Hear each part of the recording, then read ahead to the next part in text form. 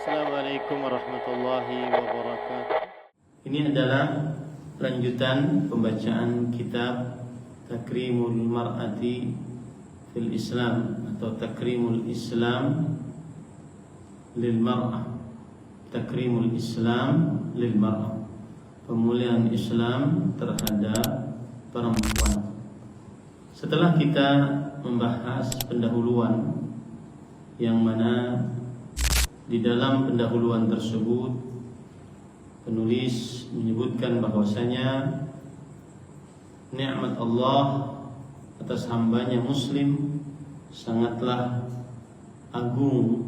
Di antaranya yaitu Allah menyempurnakan agama ini, sebagaimana firman Allah, al-yawma akmaltu lakum dinakum wa atmamtu alaikum ni'mati wa raditu lakum al-islam dina.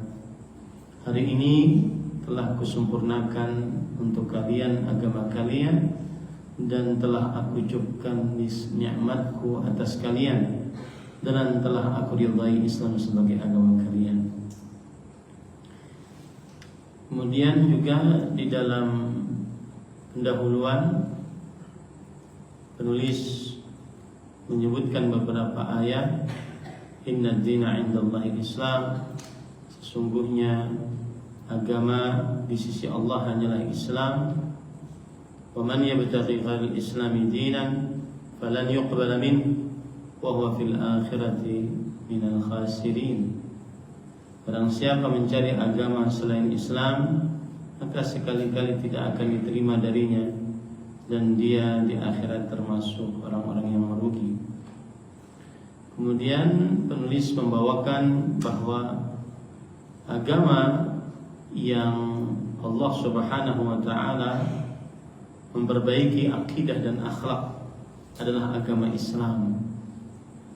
Agama ini pula lah Allah Subhanahu wa ta'ala memperbaiki kehidupan dunia dan kehidupan akhirat seseorang dengan memperindah keadaan lahir dan keadaan batin seseorang.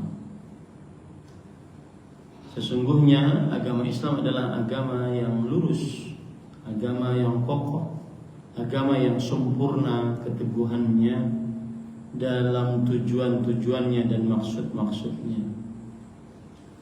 Kemudian penulis menyebutkan bahwasanya di dalam agama Islam terdapat pokok-pokok penting.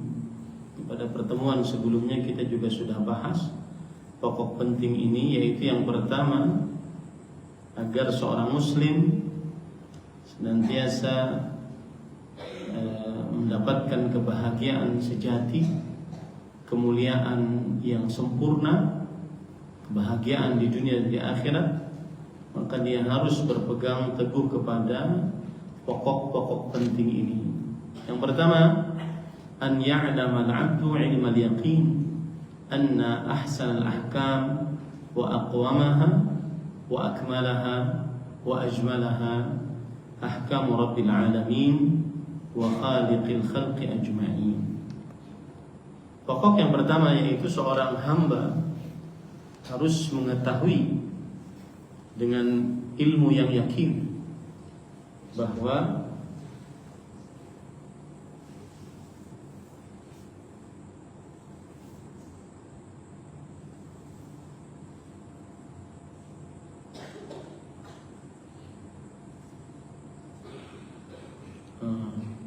antunna lam tusalluna?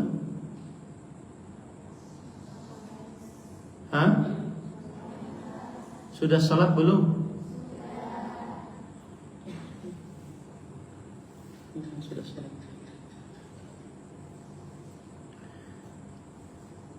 Seorang hamba harus mengetahui dengan ilmu yang yakin bahwa sebaik-baik hukum dan yang paling lurus, yang paling sempurna, paling indah adalah hukum Allah, Rabb semesta alam dan pencipta seluruh makhluk.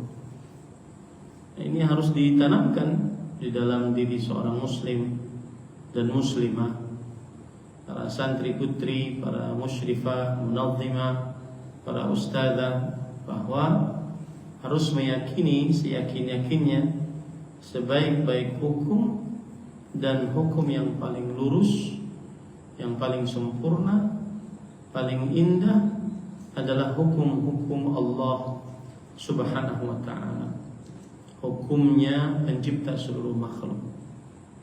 Ini adalah pokok penting pertama yang harus diyakini oleh seorang muslim. Kemudian penulis mengatakan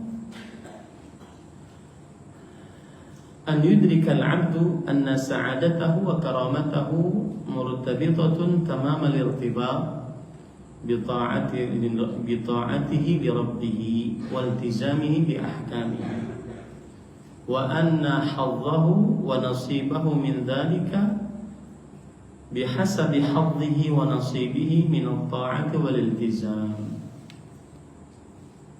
Yang kedua, hendaknya seorang hamba memahami bahwa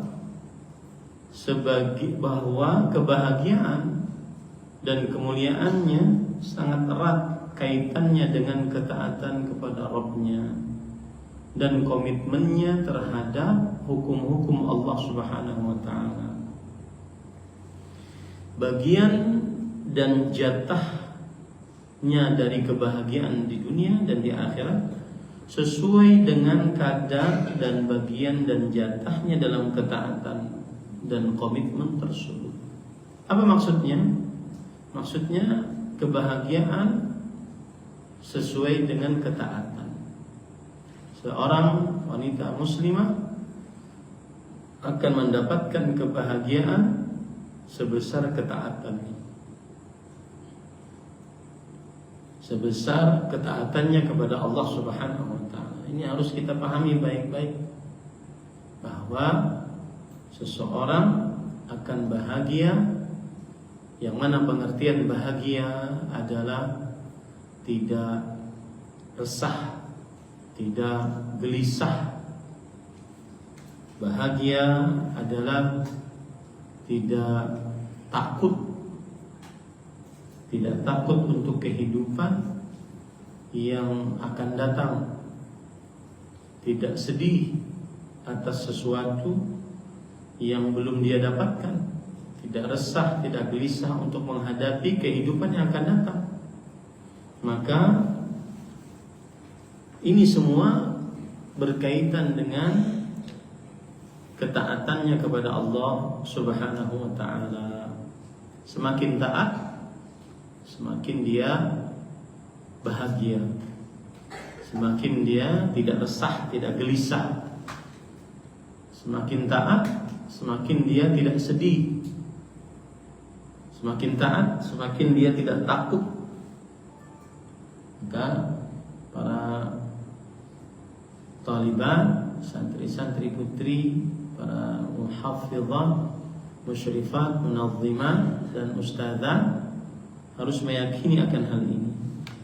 Sebagaimana firman Allah Subhanahu wa ta'ala, in tajtanibu kaba'ira ma tunhauna 'anhu nukaffir 'ankum sayyi'atikum wa nudkhilkum mudkhalan karima.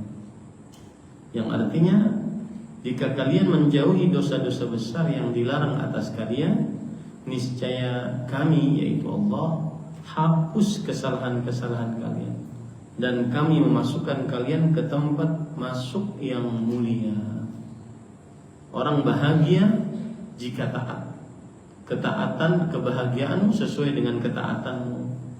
Semakin taat, semakin jauh dari maksiat, maka dia akan bahagia. Kadang-kadang ada seseorang susah hidupnya, kemudian dia sering mengatakan bahwa musibah tidak ada kalendernya.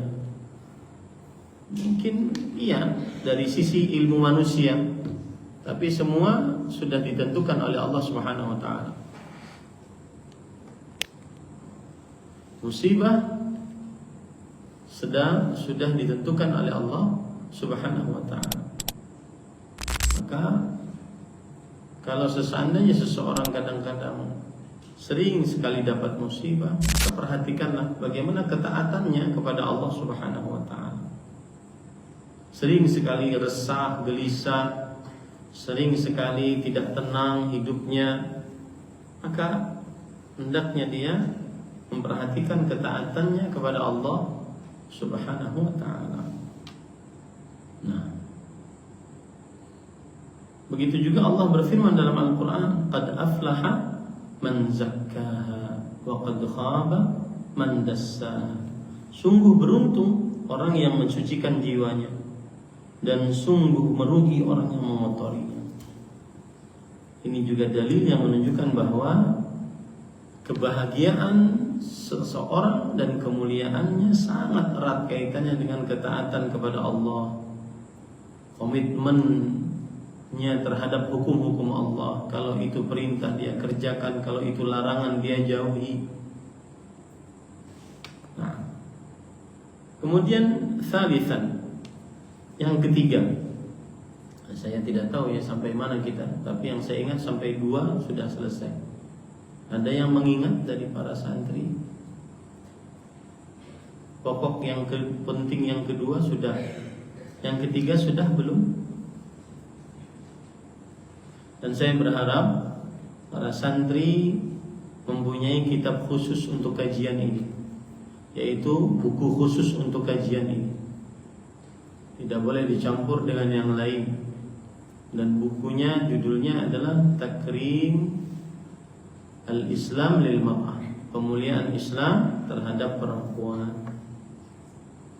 Nah, baik, kita lanjutkan sekarang. Thalithan, an yantabiha al-'abdul muslim wal ummatul muslimah anna lahuma fi hadhihi al-hayati ad-dunya a'da'an kuthuran yas'auna lil ihatah bi karamatihima wa khalqati sabili 'izzihima wa sa'adatihima wa yuqaddimuna kulla ma yastati'una fi sabili at-tankil minhuma wa ihanatihima.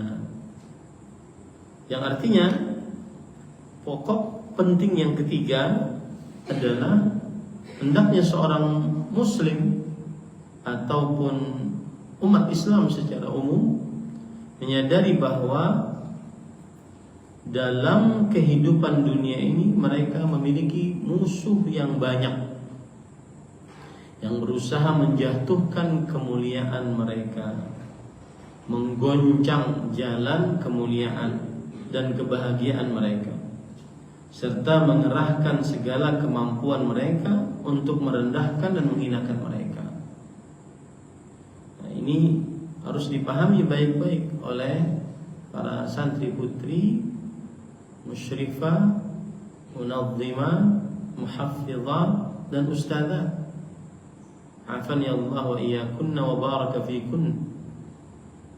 Bahwa saudari-saudari muslim mempunyai banyak musuh yang ingin agar kesucian para wanita muslimah terenggut, kehormatannya tercabik-cabik, auratnya terbuka, sehingga menjadikan mereka jatuh kemuliaannya dan menjadikan mereka tidak bahagia, menjadikan mereka terhina di dunia sebelum akhirat. Ini harus dipahami baik-baik, wahai saudari-saudari muslimah, bahwa kalian mempunyai musuh-musuh yang begitu banyak yang ingin agar keperawanan kalian terenggut, kegadisan kalian hilang, rasa malu kalian hilang, ya, dan aurat terbuka, wajah yang cantik ataupun tidak cantik, yang bermake up ataupun tidak bermake up nampak. Nah, ini yang harus diperhatikan. Dan siapa yang melakukan itu? Fadilatul Syekh mengatakan, wa ya'ti fi muqaddamati haula'i syaitan aduwullah wa aduwul Islam wa aduw ibadihi al-mu'minin alladhi ghadahu ashadd al-ghayr ikramullah lil mu'minina bihadha ad-din wa hidayatuhu lahum siratahu al-mustaqim fa'a'lana 'alaihim harban syahwa'a wa qa'ada lahum bikulli siratin wa ata ilaihim min kulli janibin yuridu ihdara karamatihim wa tadyi'a izzihim wa syarafihim. Dan yang berada di barisan terdepan dari musuh-musuh itu adalah para syaitan, musuh-musuh Allah, musuh Islam, dan musuh hamba-hamba Allah yang beriman. Ia sangat marah karena Allah memuliakan kaum mukminin dengan agama ini, yaitu syaitan sangat marah. Dan mereka memberi mereka petunjuk kepada jalan yang lurus. Syaitan, iblis sangat marah. Allah telah menunjuki jalan yang lurus bagi orang-orang beriman. Kita tinggal jalani jalan tersebut. Maka ia pun menyatakan perang besar, yaitu iblis menyatakan perang besar terhadap kaum mukminin, menghadang kaum mukminin di setiap jalannya, mendatangi mereka dari segala arah dengan maksud menghilangkan kemuliaan mereka serta menyia-nyiakan kehormatan dan kemuliaan mereka.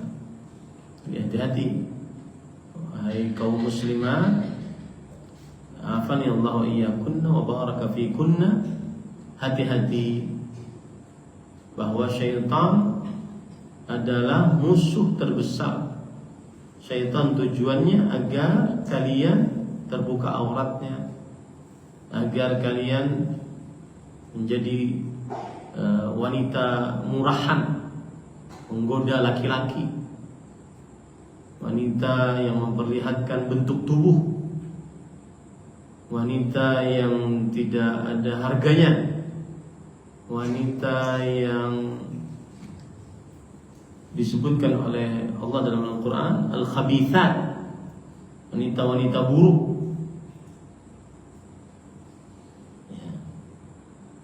Wanita-wanita yang suka lebih dahulu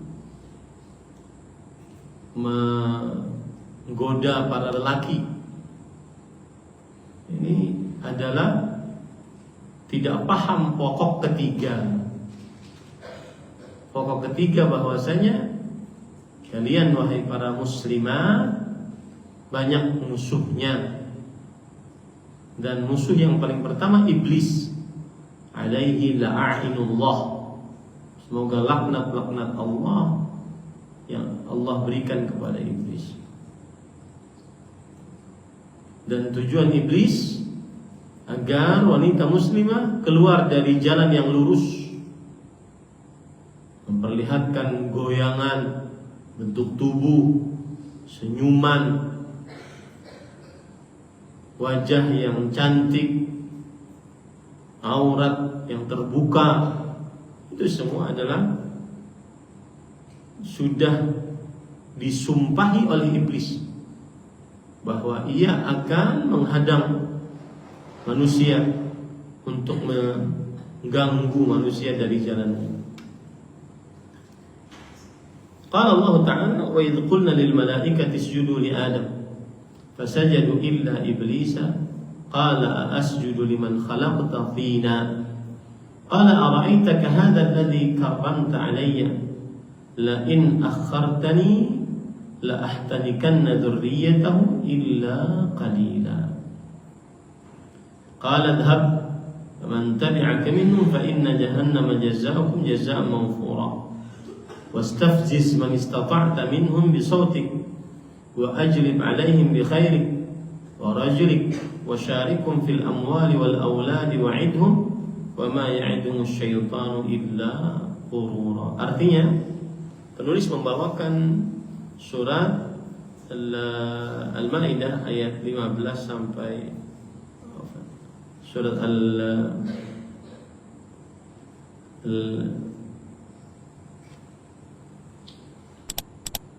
Al-Isra.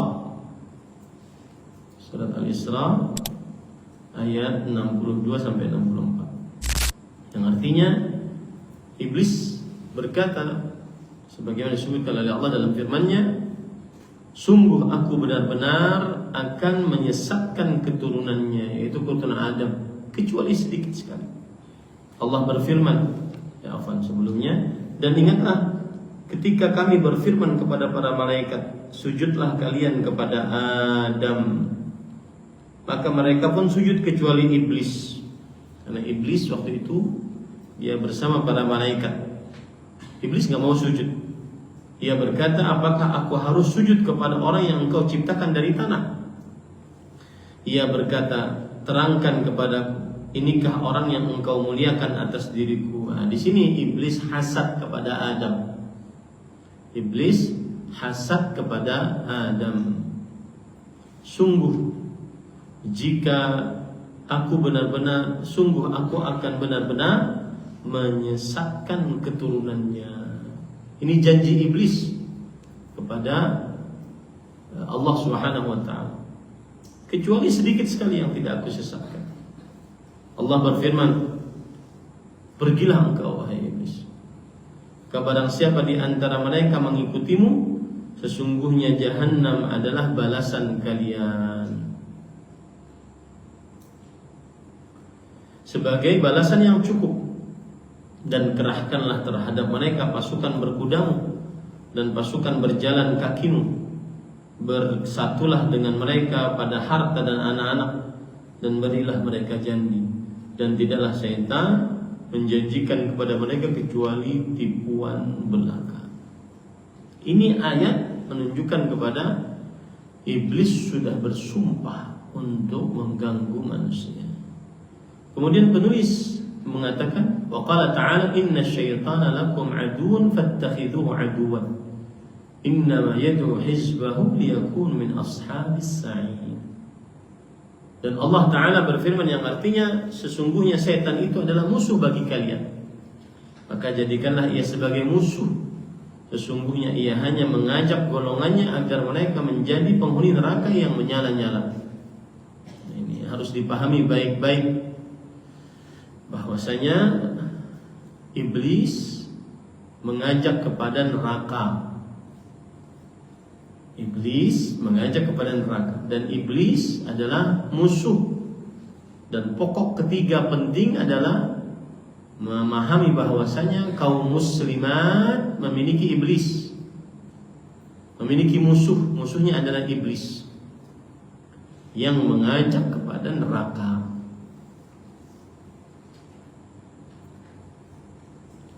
Kemudian penulis mengatakan, فَوَجَبَ عَلَى كُلِّ مُسْلِمٍ وَمُسْلِمَةٍ أَنْ يَحْذَرَ مِنْ كُلِّ عَدُوٍ يَهْدِفُ إِلَى إِبْعَادِهِمَا عَنْ هَذَا الْإِكْرَامِ. Maka wajib atas setiap muslim dan muslimah untuk waspada terhadapnya dan terhadap setiap musuh yang bertujuan menjauhkan keduanya dari kemuliaan ini. Ini hati-hati, ya. Jadi kaum muslimat banyak musuh-musuh, dan musuh paling utama adalah iblis. Dan iblis ingin agar kaum muslimat terlihat auratnya, sebagaimana yang dilakukan oleh iblis kepada Adam dan Hawa alaihissalam. Terlihat auratnya, terlihat fotonya, terlihat lenggak-lenggoknya, goyangannya, terlihat kecentilannya. Itu yang diinginkan oleh iblis. Hati-hati, yakini baik-baik, antunna semua mempunyai musuh, dan tujuan musuh antunna adalah ingin agar antunna tidak suci, tidak mulia. Tidak suci, tidak mulia.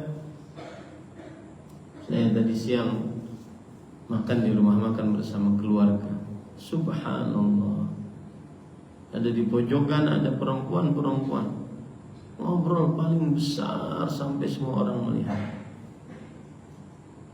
Hati-hati, wahai saudari-saudariku muslimah. Kemudian penulis berkata, rabi'an an yu'mina anna tawfiqahu wa salaha amrihi wa istiqamata hali wa tahaqquqa karamatihi biyadi sayyidi wa maulah Rabbil izzati subhanahu al-qail wa man yuhinillahu fama lahu min mukrim inna allaha yaf'alu ma yasha. Yang keempat, hendaknya ia meyakini bahwa taufik, baik urusannya, taufik artinya petunjuk, lurusnya keadaannya, dan terwujudnya kemuliaannya, semuanya berada di tangan Tuhannya, tangan Allah dan pelindungnya, yaitu Rabb yang maha mulia, maha suci. Lalu apa yang lalu penulis membawakan dalil, "Wa man yuhinillah fama lahu min mukrim.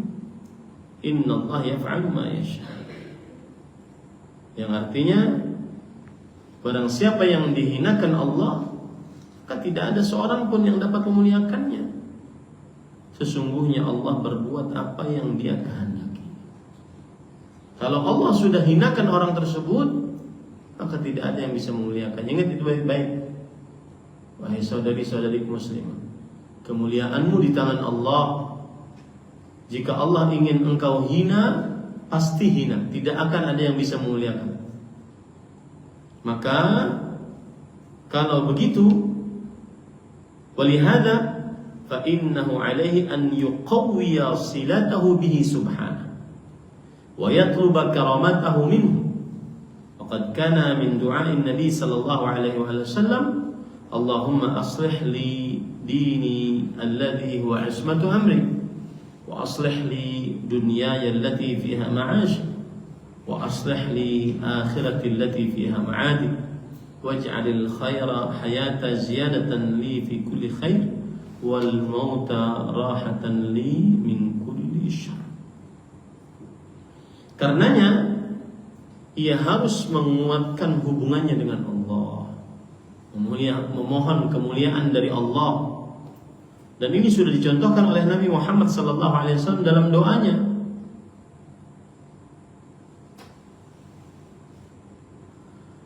Yang artinya, ya Allah, perbaikilah agamaku yang merupakan penjaga urusanku. Perbaikilah duniaku yang di dalamnya ada kehidupan.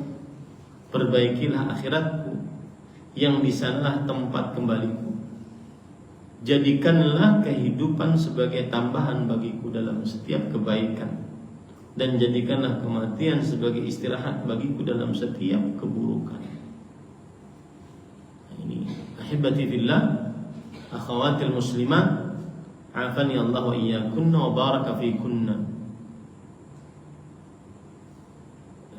Jadi pokok yang keempat adalah kita harus tahu dan yakini baik-baik petunjuk kita di tangan Allah. Ada seorang muslimah kadang-kadang dia menjaga sebaik-baiknya, menjaga sebaik-baiknya kesuciannya, tetapi karena dia tidak memohon petunjuk dari Allah agar terjaga kesuciannya, akhirnya bobol juga.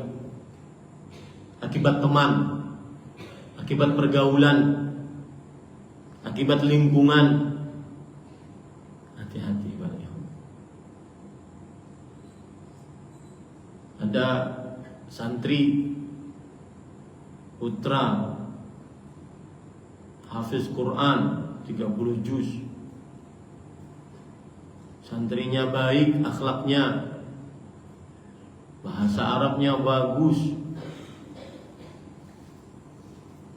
Kemudian tergoda dengan santri putri yang tidak takut kepada Allah.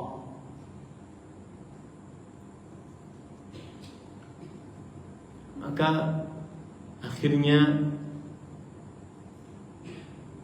terjadilah apa yang terjadi.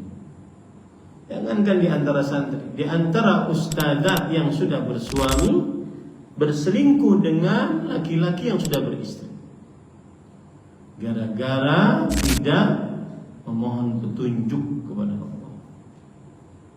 Maka saya ingin agar para santri dihafal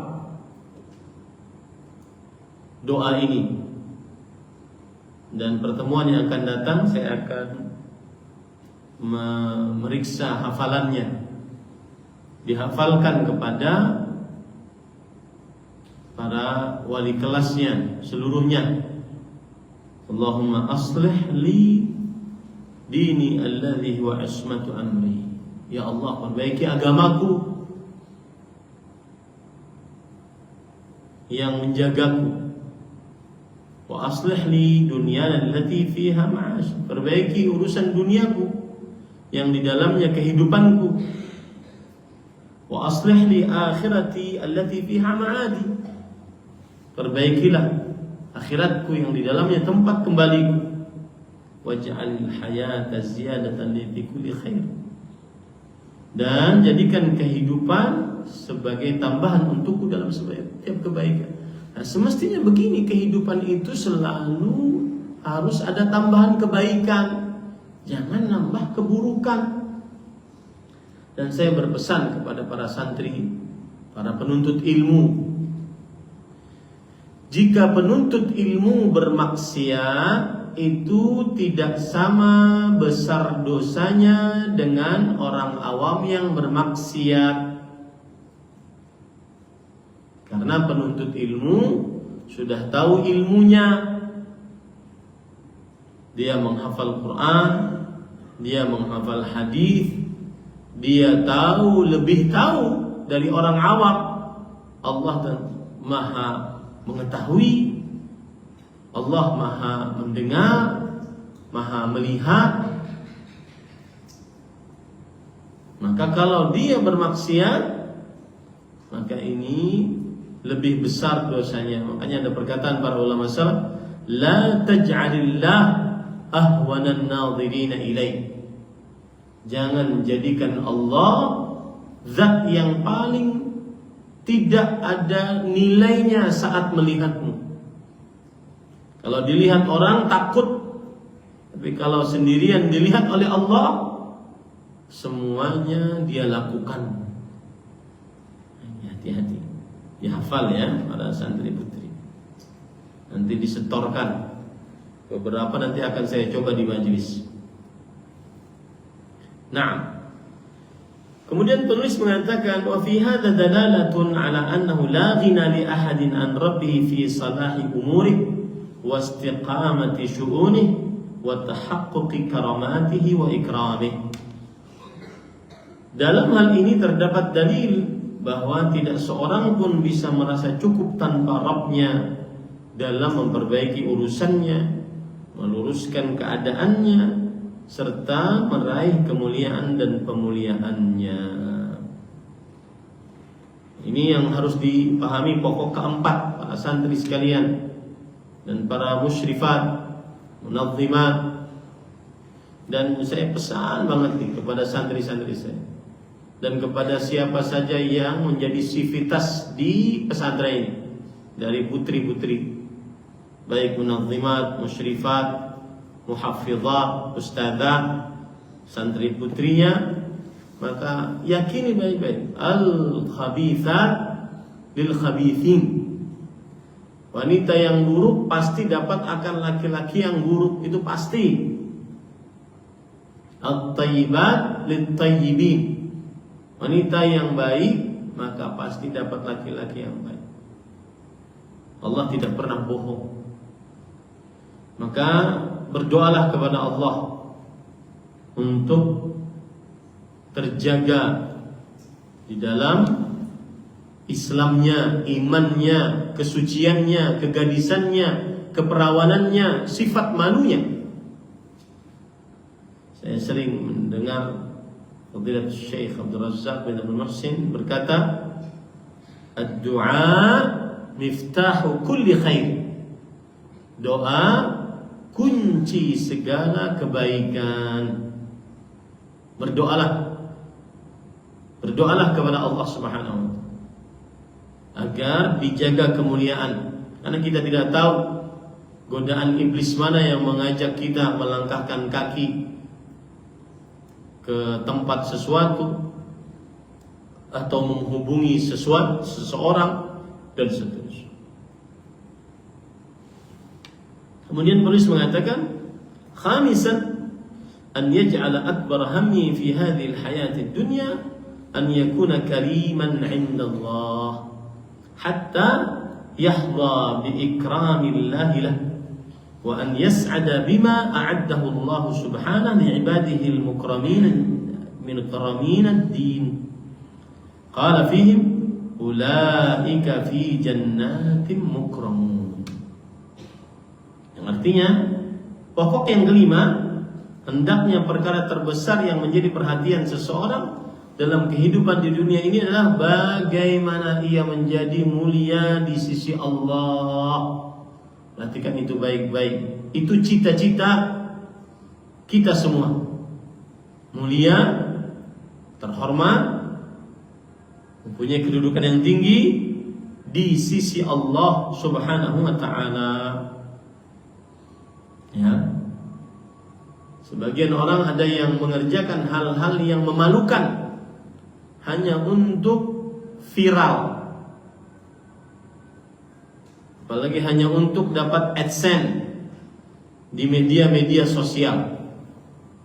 Mengerjakan hal yang memalukan, terus khusus bagi wanita muslimah, buka aurat, goyang sana, goyang sini, memperlihatkan kemolekan tubuh, kecantikan wajah, perhiasan, keindahan pakaian, hanya untuk sekedar viral, hanya untuk sekedar masyhur di tengah manusia.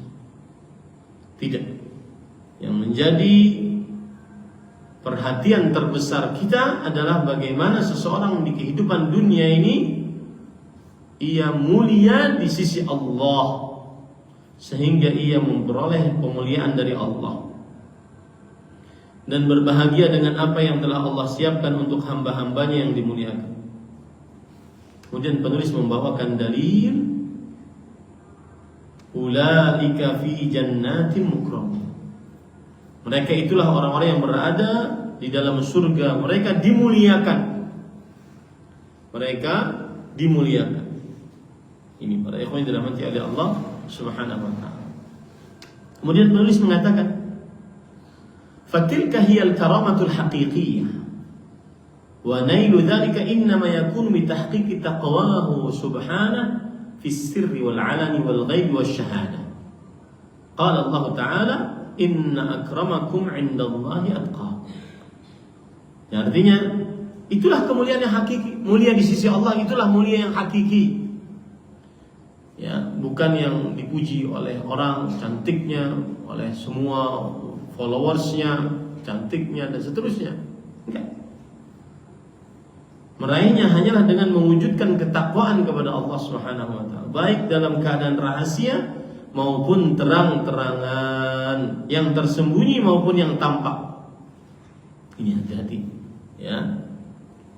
Allah berfirman di dalam Al-Quran, inna akramakum 'indallahi atqakum. Sesungguhnya yang paling mulia di antara kalian di sisi Allah adalah yang paling bertakwa di antara kalian. Ingat itu yang tadi disebutkan oleh penulis, baik dalam keadaan rahasia maupun terang-terang, yang tersembunyi maupun yang nampak. Dan para ikhwan yang dirahmati oleh Allah Subhanahu wa ta'ala, kemudian penulis mengatakan, wa fi sahih an Abi Hurairah radhiyallahu anhu qala qila lin nabiy sallallahu alaihi wasallam man akramun nas qala akramuhum atqahum. Nabi Muhammad sallallahu alaihi wasallam dalam hadis sahih riwayat Bukhari, riwayat dari Abu Hurairah radhiyallahu anhu, ia berkata, siapakah yang manusia yang paling mulia? Maka beliau menjawab, yang paling mulia di antara mereka adalah yang paling bertakwa. Tanamkan itu wahai para santriku sekalian, para musyrifat, munazzimat, muhaffizat, ustazat, talibat, al-karimat. Afani Allah wa iyyakunna wa baraka fikunna. Yang paling mulia, yang paling bertakwa, bukan yang paling seksi, bukan yang paling menggoda, bukan yang paling cantik. Yang paling bertakwa kepada Allah Subhanahu wa taala. Bukan yang paling kaya, bukan yang paling mulus kulitnya, bukan yang paling tinggi, bukan yang paling putih, tapi yang paling bertakwa. Kemudian penulis mengatakan, wa man ibtaghal karamata min ghairi hadha as-sabil fa innama yarqudu fi sarabin wa yas'a fi sabili khaybatin wa tababin. Yang artinya, barang siapa mencari kemuliaan selain jalan takwa, maka sesungguhnya ia hanya berlari mengejar fata morgana, sesuatu yang tidak ada. Terlihat dari jauh banyak, ada isinya, ternyata tidak ada isinya, dan menempuh jalan kegagalan serta kebinasaan. Ini akhibati akhawatil muslimat, afani Allahu wa iyyakunna. Kemudian, jadi yang kelima tadi, pokok penting yang kelima adalah agar perkara terbesar yang menjadi perhatian seorang muslimah, yaitu bagaimana mulia di sisi Allah, bagaimana menjadikan dirinya termulia di sisi Allah. Coba lihat hadis Rasul, khairu nisa'il alamin, wanita terbaik sealam semesta. Siapa mereka? Maryam, Khadijah, Asia. Wanita-wanita terbaik, wanita yang tidak bongkar aurat, wanita yang sangat pemalu, wanita bahkan tidak diketahui namanya, ya, tidak menjadi bahan buah bibir para lelaki, sangat tertutup. Nah, ini yang mulia. Maksuratin, bagaimana? Hurun maksuratin fil khiyam. Tertutup, sangat tertutup. Nanti dia akan buka hanya kepada laki-laki yang berhak. Nah, itu baru santri putri pesantren tadi. Jangan sampai umbar sana umbar sini, jadi pembicaraan para santri putra, jadi pembicaraan para ustaz. Jangan mau menjadi wanita murahan, dilihat oleh banyak orang, diketahui oleh banyak orang.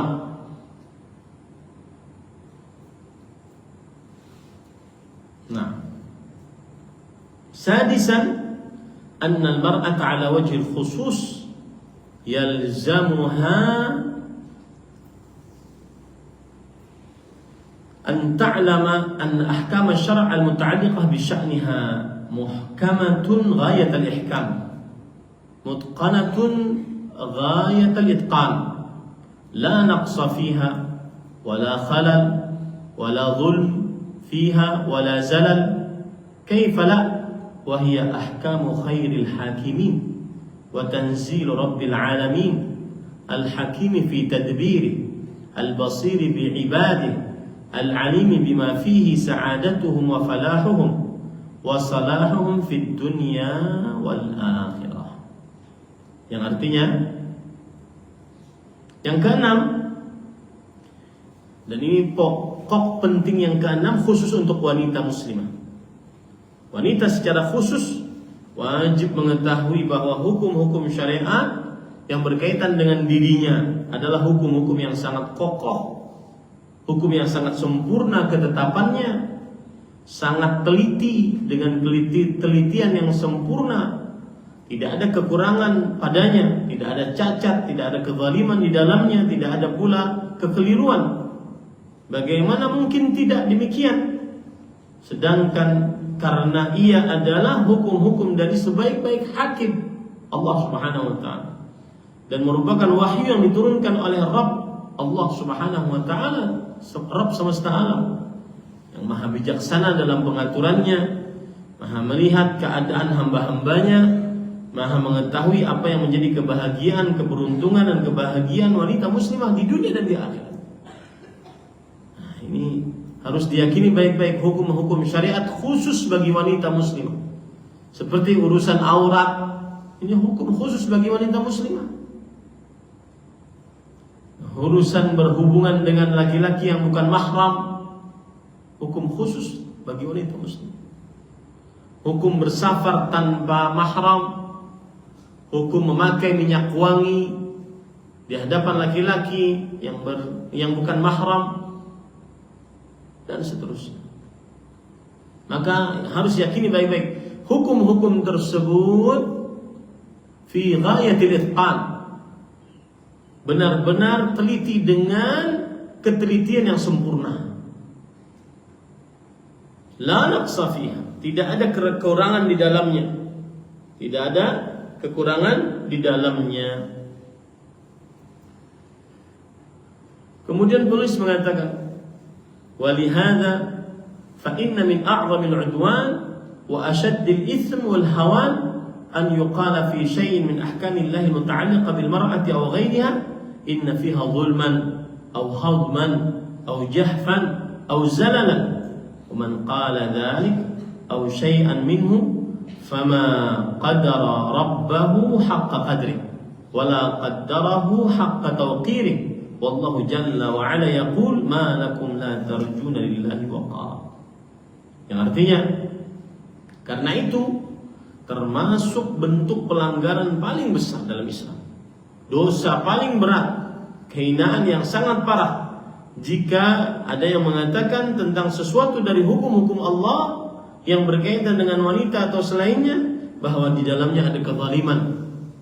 Pakai cadar ada kezaliman, pakai jilbab ada kezaliman.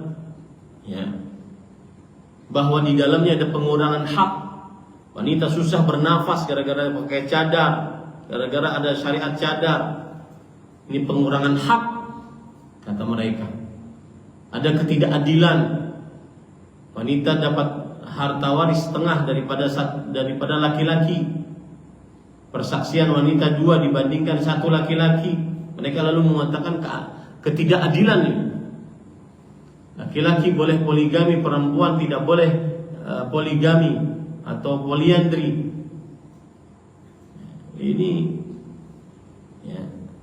Ini dosa paling besar, menyatakan hukum Allah tidak adil.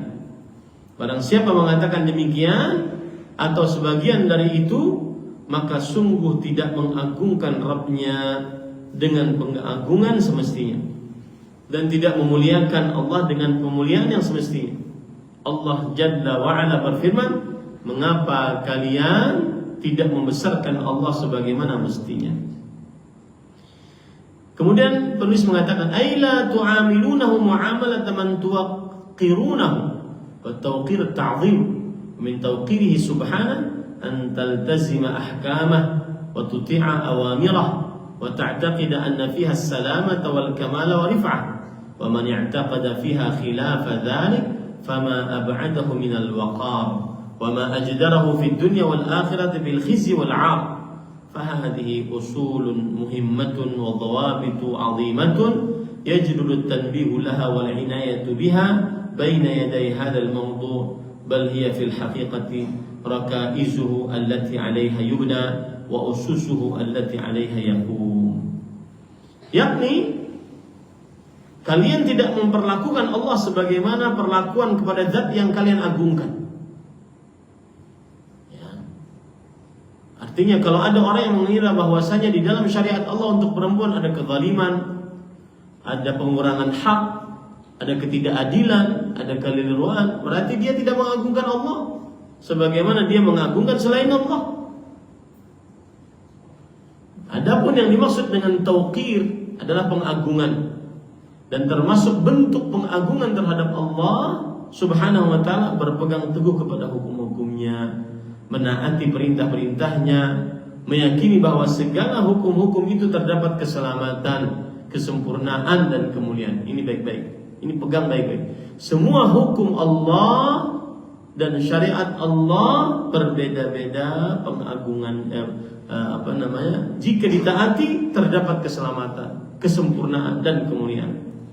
Barang siapa yang meyakini selain itu, maka alangkah jauhnya dari sikap pengagungan dan alangkah layaknya ia mendapatkan kehinaan dan aib di dunia dan di akhirat.